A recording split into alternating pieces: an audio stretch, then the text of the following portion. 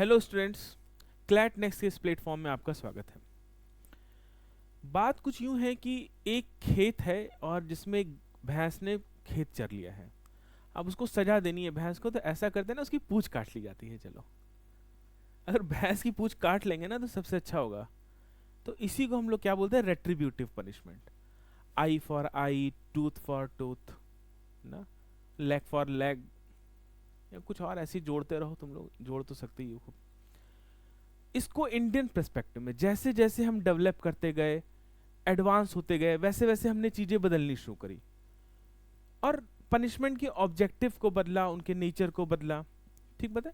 तो आज की क्लास में हम लोग पढ़ने वाले हैं कि जो हमारे पास क्रिमिनल कोड है, भारतीय न्याय संहिता, उसमें पनिशमेंट को कैसे बताया गया है और क्या क्या बताया गया है। ये जो वीडियो है ये कई लोगों के लिए उपयोगी हो सकता है। अगर आप क्लैट यूजी के लिए हैं तो भी बहुत रिलेवेंट है, क्लैट पीजी की तैयारी कर रहे हैं तो भी रिलेवेंट है। बस यहाँ अंतर क्या रखना है कि क्लैट यूजी वालों को सेक्शन याद करने की जरूरत नहीं है और पीजी वालों को तो कसम खा के याद रखने की जरूरत है। और जुडिशरी के लिए है तो उत्तर प्रदेश वगैरह के लिए तो बिल्कुल पढ़ लीजिएगा। बट यहाँ हम एक डिटेल डिस्कशन ना करते हुए एक ओवरव्यू करेंगे। ठीक है, तो चलिए स्टार्ट करते हैं। भारतीय न्याय संहिता 2023 ये इंडियन पिनल कोड 1860 को रिप्लेस करके आया। एक बड़ी मजेदार बात है यहाँ पे कि जब पार्लियामेंट में डिस्कशन हो रहा था भारतीय न्याय संहिता का, तो बोला कई सारे लोगों ने कि अंग्रेजों के बनाए काले कानून को दूर करके हम ये नया कानून लेकर आए हैं। खैर, जब इसको हम लोग ने पढ़ा तो हमने पाया कि हाँ ठीक बात है, ब्लैक कानून हटाया लेकिन इन्होंने डार्केस्ट ब्राउन कानून लागू कर दिया। तो बीएनएस क्या है, डार्केस्ट ब्राउन इन नेचर है। कुछ बदला तो है ही नहीं यार, वही तो लाके रख दिया। सेक्शन चेंज कर दिए, कुछ ऊपर नीचे कर दिया, बाएं दाएं कर दिया। इसी को क्या बोल रहे हैं, भारतीय न्याय संहिता बोल रहे हैं।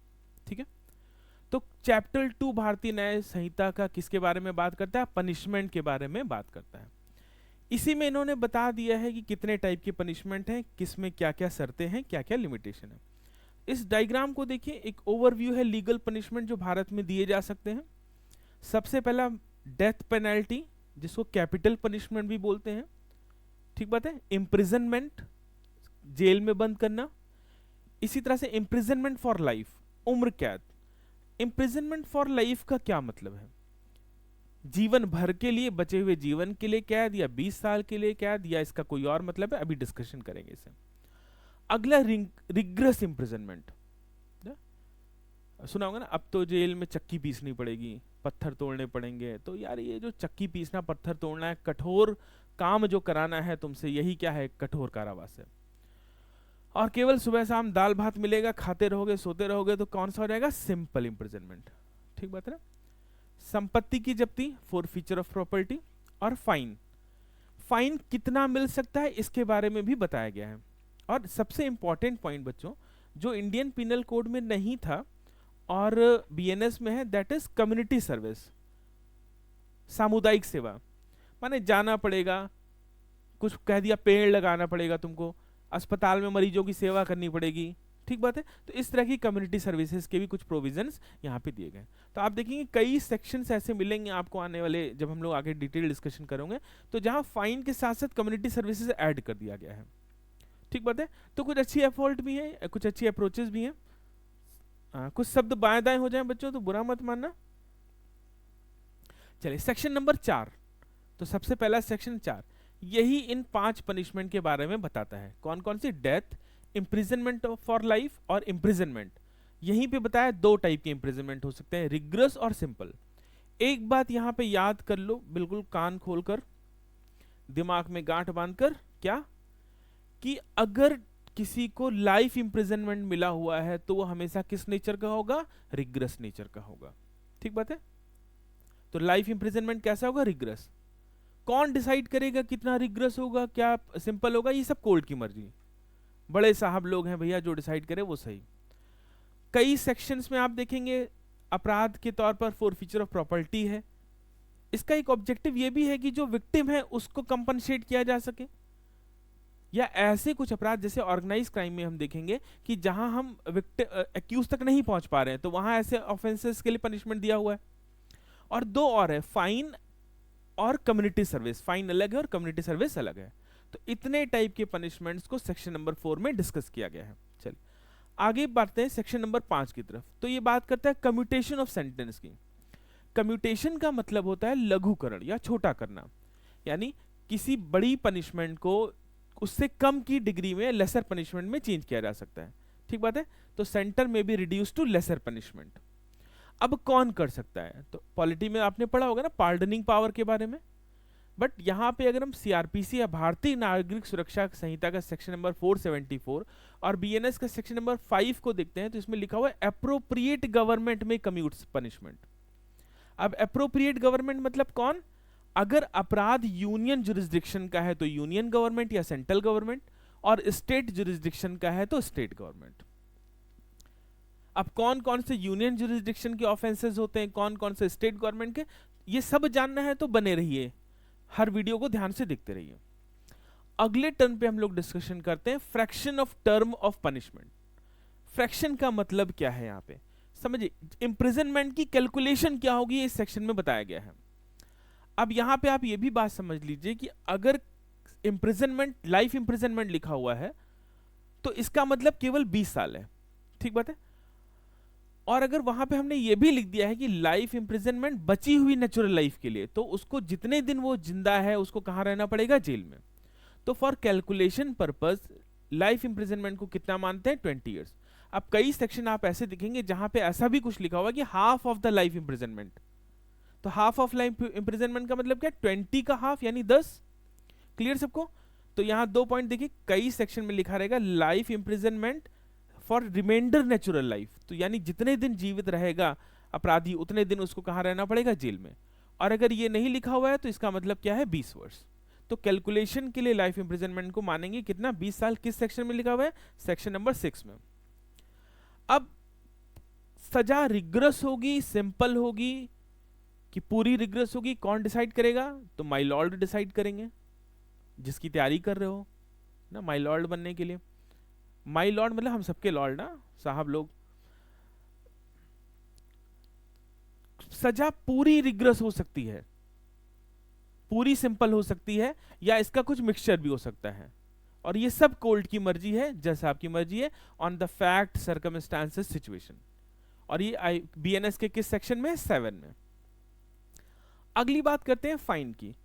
तो आप ज्यादातर जगहों पे देखेंगे सेक्शन में कुछ ऐसा लिखा हुआ है कि सजा का टर्म लिखा हुआ है कि इम्प्रिजनमेंट अप टू 1 मंथ और प्लस फाइन, 6 मंथ फाइन। तो ये फाइन क्या है, और अगर कोई आदमी फाइन नहीं दे पाता है तो क्या कंडीशन रखी गई है?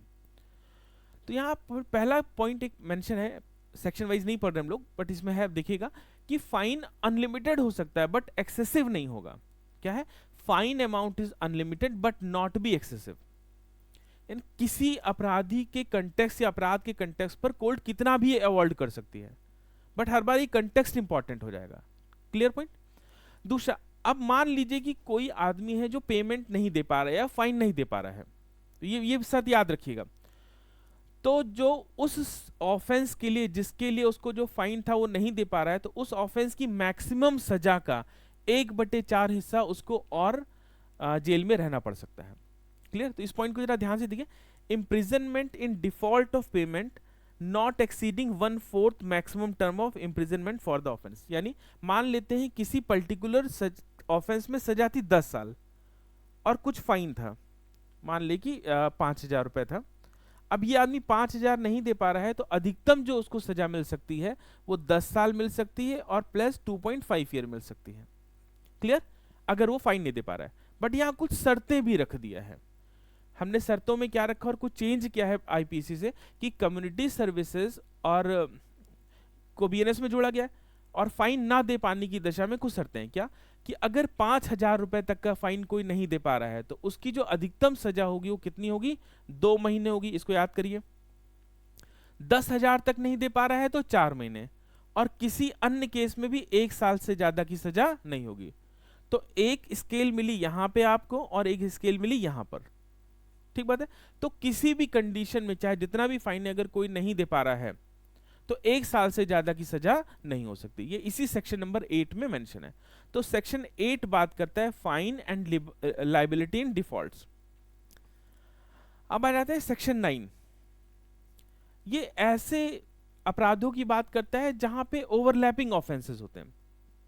जैसे सपोज करिए कि एक आदमी ने दूसरे आदमी को कई डंडों से मारा, कई डंडों से मतलब मारने का मतलब है कई डंडे से मारा, अलग अलग, एक बार एक डंडा उठाया, दूसरी बार दूसरे डंडे से मारा, ऐसा मतलब कि 1 2 3 4 5 6 कई डंडे मारे। हंसने वाली बात हो रही है, खैर। तो यहाँ पे हर के लिए अलग अलग पनिशमेंट मिलेगा, तो हो सकता है उसको अगले जन्म में भी आके पनिशमेंट काटना पड़े, जेल काटनी पड़े। तो यहाँ पे केवल एक पनिशमेंट के लिए दिया जाएगा सजा, कि एक बार ऐसा ऑफेंस हुआ है, ठीक है। The offender is punish only for one offence. अब अगर वहां लिख दिया है, उस सेक्शन में लिखा हुआ है कि अगर ऐसा नहीं है, तो वहां पे अगर सेक्शन में किसी पर्टिकुलर सेक्शन में कुछ लिखा है तो उसको फॉलो करेंगे, ठीक बात है। अब कई मामले ऐसे हो सकते हैं जहां ये नहीं क्लियर है, सेक्शन 10 समझिए कि अपराध क्लियर नहीं है कि हुआ क्या, कुछ क्लियरिटी नहीं आ रही है।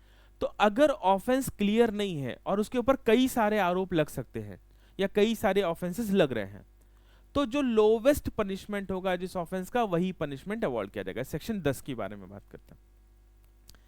अब एक बात हम लोग करते हैं सॉलिटरी कन्फाइनमेंट की, ठीक है। तो यहाँ एक पॉइंट सबसे इंपॉर्टेंट है, ध्यान से देखिए कि जहां जहां रिग्रेस इंप्रिजनमेंट की बात आएगी वहीं वहीं सॉलिटरी कन्फाइनमेंट हो सकता है, बस। यानी एकांत परिरोध, अकेले में बंद कर देना। इसकी भी शुरुआत कुछ ऐसे भी, एक डिटेल वीडियो बना हुआ है इस पे, देखिएगा।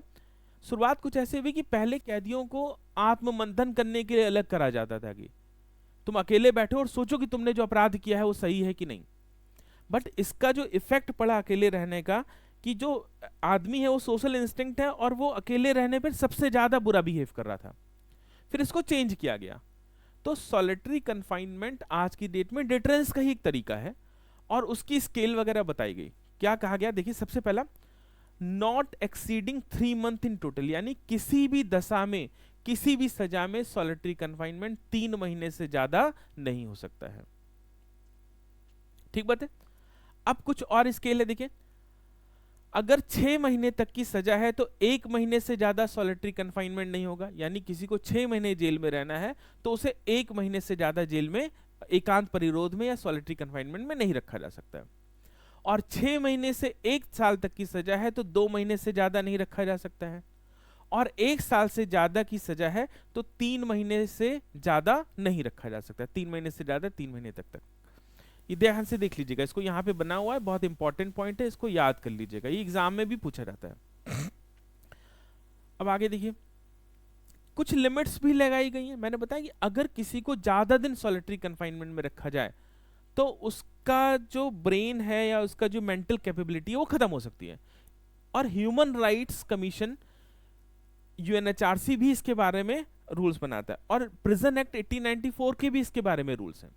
इसको हम लोग ने डिटेल कवर किया हुआ है। तो किसी भी सजा में हम जितने दिन का भी, पहली बात तो 7 दिन से ज्यादा का एक साथ हमें सॉलिटरी कन्फाइनमेंट नहीं दे सकते, एक पॉइंट याद रखिए। और जितने दिन का सॉलिटरी कन्फाइनमेंट दे रहे हैं उतना ही इंटरवल हमें उसे नॉर्मल सिंपल इंप्रिजनमेंट में रख के करना होगा। यानी 7 दिन का सॉलिटरी कन्फाइनमेंट, फिर 7 दिन की रेगुलर जेल। अब ये जो गैप है 7 दिन का जो रेगुलर जेल में बिताना, ये मिनिमम 7 दिन, इससे ज्यादा हो सकता है, ठीक बात है। तो पहली कंडीशन क्या है कि 7 दिन से ज्यादा रेगुलरली, क्षमा करिएगा, 7 दिन से ज्यादा कॉन्टिन्यूसली नहीं रख सकते सॉलिटरी कन्फाइनमेंट में, ठीक बात है। अब यहां पे एक पॉइंट और है, अगर सजा 3 महीने या उससे कम की है तो यह संभव है कि 14 दिन तक लगातार रखा जा सकता है सॉलिटरी कन्फाइनमेंट में। इससे ज्यादा डिटेल आगे हम लोग ने अगले वीडियोस वगैरह में कवर किया, उस पर पढ़िएगा। अब आप बात करते हैं इनहैंसमेंट फॉर रिपीट ऑफेंडर्स। इसमें 2 चैप्टर बड़े इंपॉर्टेंट है, चैप्टर 10 और चैप्टर 17। तो कहा है कि अगर रिपीट ऑफेंडर का मतलब क्या, एक बार वही अपराध किया है फिर से दोबारा वही अपराध कर लिया है, तो ऐसे लोगों के लिए चैप्टर 10 और चैप्टर 17 में कुछ बताया गया है। कहा है कि इस सारे मामलों में केवल लाइफ इंप्रिजनमेंट ही होगा, दोबारा गलती करने पे, दोबारा वो अपराध करने में, ठीक बात है। या ऐसा डिस्क्रिप्शन की सजा हो सकती है, डिस्क्रिप्शन का मतलब ये हुआ कि समय या नेचर, जो 10 साल से तो कम नहीं होगी। तो यानी रिपीट ऑफेंडर्स के लिए भी एडिशनल पनिशमेंट की बात सेक्शन नंबर 13 में की गई है।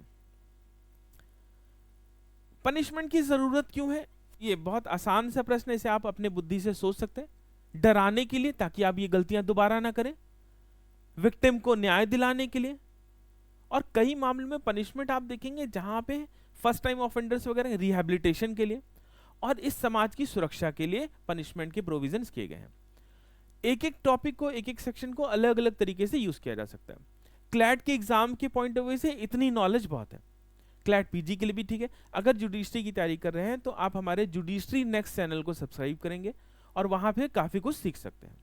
ठीक, चलिए मिलते हैं बच्चों अगले टॉपिक के साथ कल इसी समय।